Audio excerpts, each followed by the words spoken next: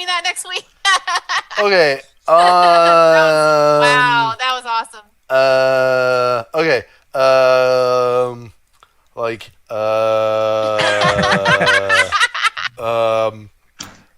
Okay, no, seriously, that was pretty freaking awesome. Welcome to the Sound, and it's a hot one in Oregon. We're having a 3-day heat wave.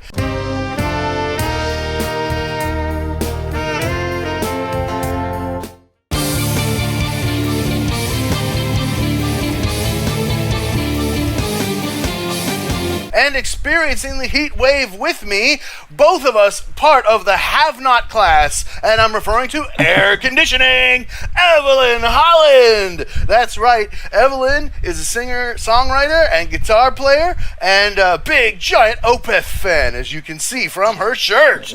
Yes. Yeah. What's new with you? I actually played a gig at a coffee shop Saturday. It was my first gig.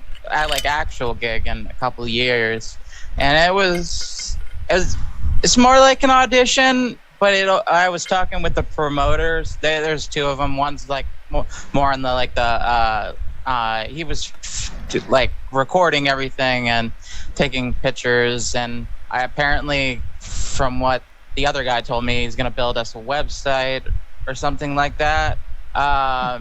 But he's part of, Propulsion Networks or something like that. Both of them are. It's like a promotion company, and they're connected with a bunch of venues. I'm not sure. Cool. Well, below me, we have Kyle Walz. Kyle's a singer, songwriter, and a guitar player. What have you been doing? Yeah, on my channel, I just started a new series of videos called City Music Stories. And actually, after this first one, and I had to do my hometown, St. Louis, where I am. Oh, yeah, I saw that. Yeah, I did. I have Chuck Berry and Nelly. So after that first one, I had the second one already slotted, but the comments from the first one, someone commented Chicago, and someone commented the Tielman Brothers, which we reacted to, and I didn't know that they were actually from The Hague in the Netherlands. So I have those videos coming up. We also have one more special guest introduced today. Of course, I could never, ever forget Jennifer Valaquette, music teacher, saxophone player, and flute player. Jennifer, we're gonna be doing more work on that Miley project. But what else are you doing? Yeah. Well, I just put up Jar of Hearts actually on my. I did a cover yesterday, Jar of Hearts, and I ended up improvising a little bit in the middle of the song, so that was kind of fun. So I just did it on saxophone. But yeah, mostly for singing, I'm working on the Miley thing, which I've never really sang in public before, so it's gonna have to be like, I'm gonna have to perfect it, but. Your voice is not an instrument. Yeah, you use your voice as an instrument, but it's not like a well-tempered thing when you get started, like a piano or a guitar or whatever other instrument. Mm-hmm. It's going to vary, and you just have to embrace that. And then after some muscle memory practice, it's not an issue anymore. And that couldn't have been more accurate. Wow, I like that. Because I was trying to use my voice like a guitar, and I was so frustrated. Yeah, and it gets frustrating because when you're so used to hearing things in tune, and then when you sing out of tune, it's like nope. Yeah. That's how I am with my singing. Matthew's got the cooling pad over there. Ice pack down my shirt. Oh, I feel so bad. I got personal air conditioning unit installed. If I lean back against the chair, my back gets all cold. I like it. Oh, I said I got a bag of tricks here. In here, I have additional ice water. I have a frosty mug, and if necessary, I have a Scottish ale to cool me off. Yeah. And then I got 4 of these therapy gel packs. And of course, to start off, gotta have the cold brew. Get some high brew. Ba-da-doop-doop-a-doop-boop. High brew. Boop-boop-doop-boop. Kyle, why don't you introduce us to your pick? All right, this is Ayu Gusfanz, and hopefully I'm saying it in a way that makes sense to people that know how to actually say her name. So she is an Indonesian guitar player. After doing a few leap reactions and including Faye, Asan, and Josephine Alexandra. Ayu was one that was commented on or suggested by commenters many times as well. So I'm excited to, it seems like the fans that Leap have, they love that type of stuff, which makes sense if you're an Leap fan. And so they're eager to get you to enjoy some more of their culture through music. So that's really cool. So this is her playing Moonlight Sonata, the Beethoven piece, the third movement. So I have not heard her play yet. So this is kind of cool. Me neither. And her description, she's described as a progressive rock guitar player from Indonesia. Wow. Cool. Yeah. Cool. I love progressive everything. That's what the sound is all about. And the way I say it, I mean it. You know, you can define anything as progressive if you feel like it has advanced music in some way. You know, it could be a really super interesting background vocal that could be progressive. You know, whatever. It could be anything. Progressive elements, you know, that's enough to me to count it as progressive. It could be progressive, insert however many other styles after it. Like we were calling the incredible Indonesian music of Isyana Sarasvati, we were calling that progressive opera / has thrown in metal too. You know what I mean? But it was definitely more opera because there's opera the whole way through. But then there's sections that are really cool metal. So without further ado, Musicians Panel reacts to Moonlight Sonata, third movement, Ludwig Van Beethoven, cover Ayu Gusfanz. Here we go!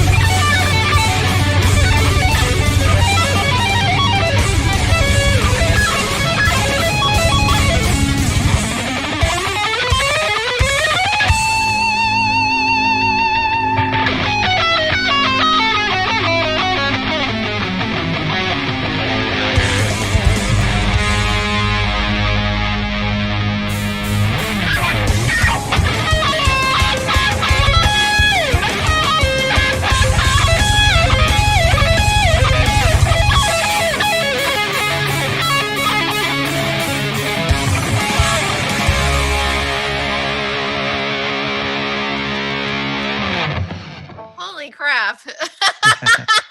Hey, Matthew, can you teach me that next week? Okay. Wow, that was awesome. Okay. Like.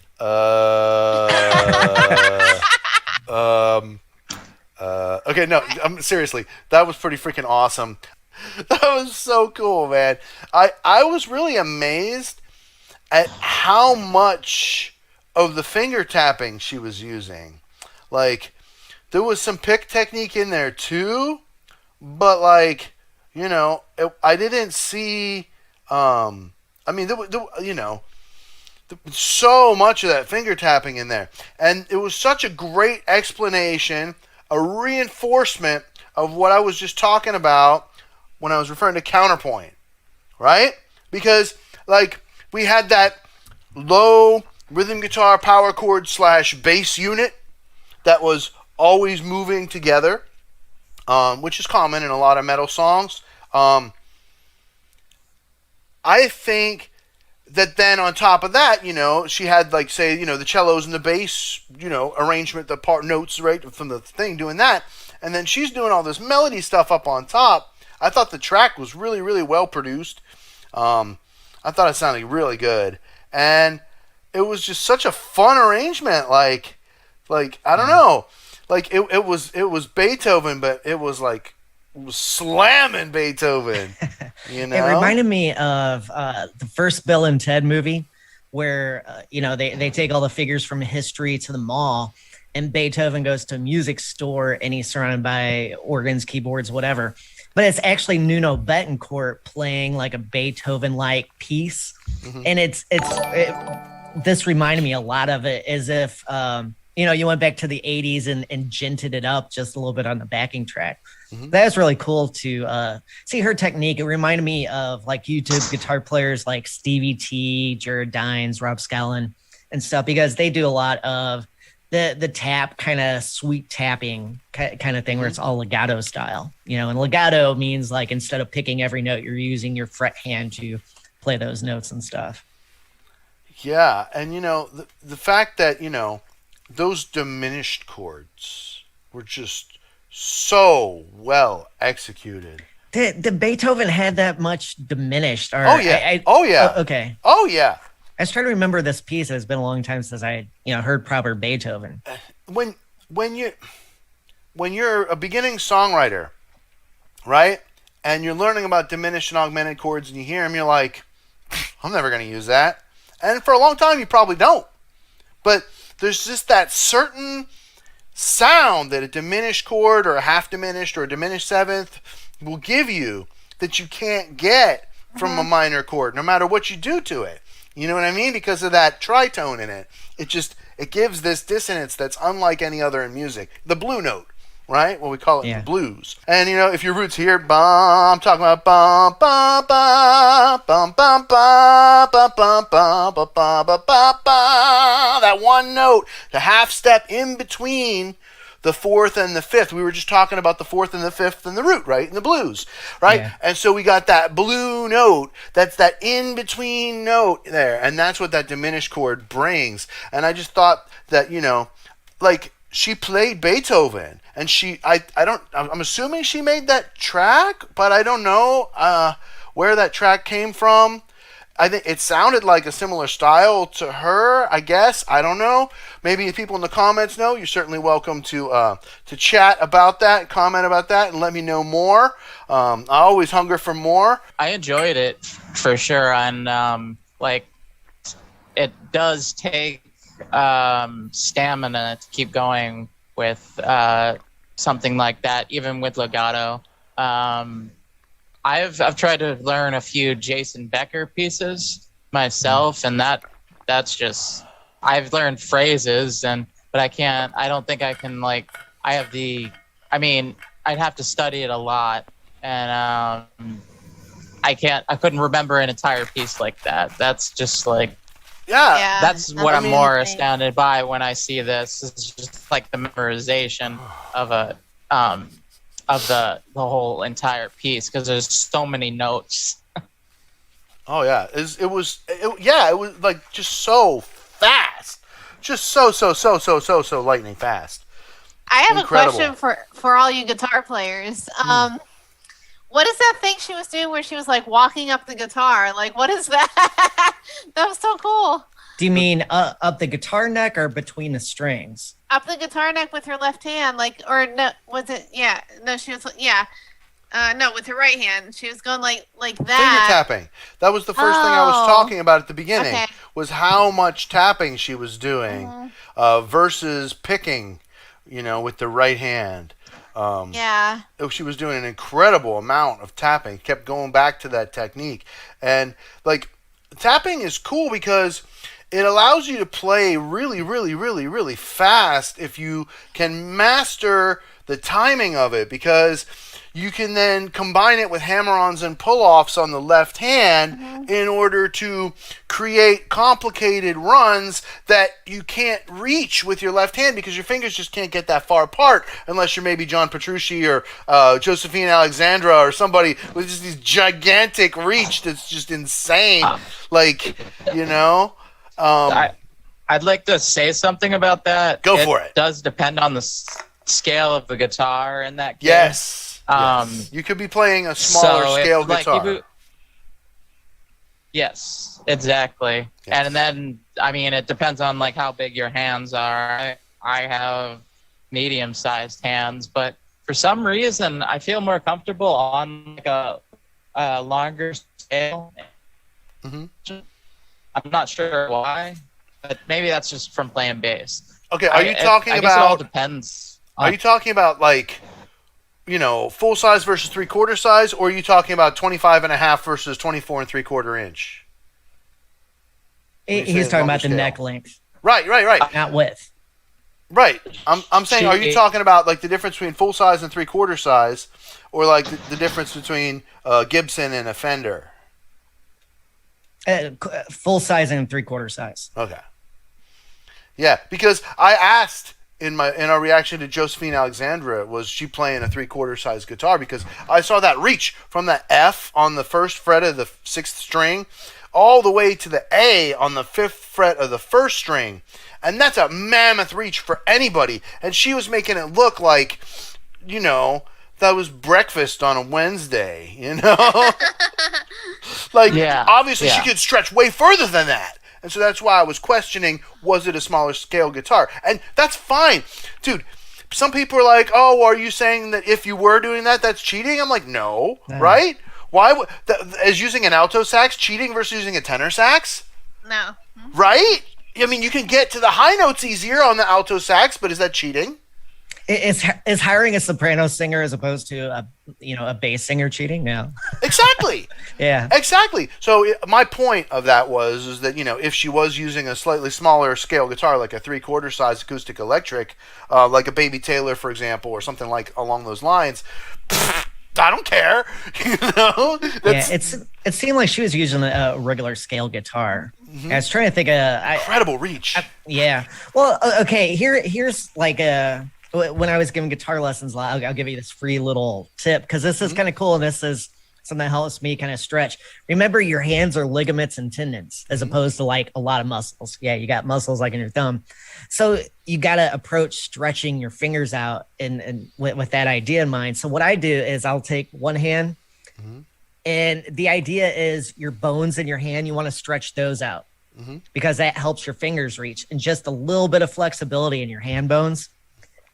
When it comes to your fingertips, that range is extended. So like I'll do stuff like this a lot on my fret hand, and then you can really stretch your fingers in.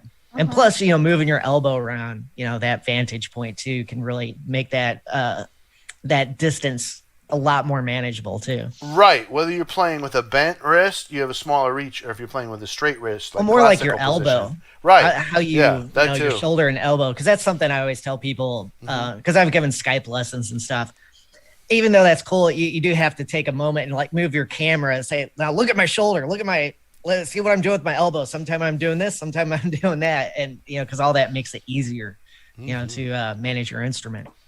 So a little tip for guitar players that, are interested out there. Yeah, I really like that, man. Flipping back around to your pick, Kyle, of AU. I thought the counterpoint was great. If I had one critique about the background music, and this is not her performance, this is the background music. It's probably the same thing I'm thinking. I'm picky, okay? I prefer to hear the bass guitar do something different than the lowest notes of the rhythm guitar.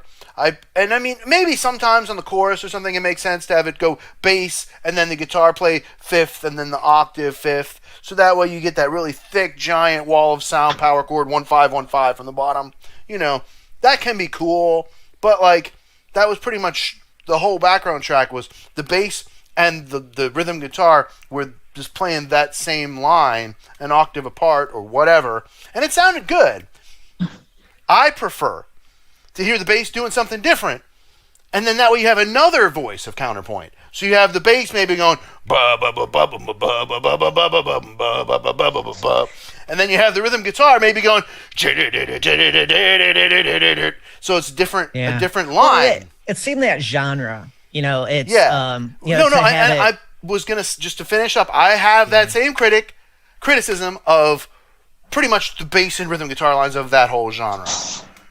Right? Because I just feel like it's a little bit more, and even Dream Theater does it sometimes, you know what I mean? So it's not like you can't do it, but I felt like it was that way the whole song, and maybe just to break it up a little bit, it might have been cool to have the bass have a solo, or, you know, rhythm guitar drop out, or have, you know, the bass do something totally different, where the rhythm guitar maybe plays with more silence or scratching, or, you know, something percussive. I'm like I said, I'm arguing about 1% of 100. Yeah. Well, I was gonna say the backing track seemed really loud, and obviously you can see in the background she has her DAW recording her as she's playing. You know, I guess that's her version of a Leaf cigarette and stuff. But to me, I would suggest, you know, bump up her guitar like about 6 dB or so. Because it a lot of times is really buried in the rhythm track, you know. And you know, as someone that produces my own voice, my early songs producing my own voice probably should have been about, you know, the same 6 or 8 dB louder than where I had it, just because I wasn't used to hearing it, you know. People go ahead. Go ahead, Eve. No, I encountered this with doing everything myself with the last Keys of Solomon record. It was just like, do I need reverb here to make it sound bigger, or should I put some effects here? Should I do multiple vocal layers? I mean, I still came up with what I was completely satisfied with, but you know, you learn as you go along. Yeah. Mm-hmm. Who was it that said a painting is never finished, it's only abandoned? Right? It's almost like the songwriter story. Someone is watching a songwriter write a song, and they ask, how's it going? They go, it's just not going very well. And they're like, oh, that's too bad. And the songwriter looks up and says, but it's not done yet. Mm-hmm. Yeah. You know, because we always think it's not going too well. It's like, you know,